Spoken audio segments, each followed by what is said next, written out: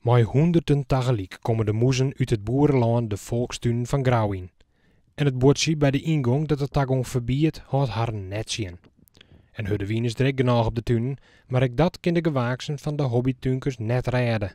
De moezen lieten haar net zien houden. Allemaal gaatjes in de grond met paadjes ertussen.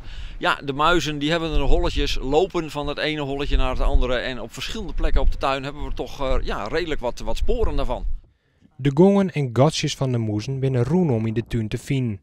Maar ze lieten ook al haar sporen naai in de gewaaksen zelfs.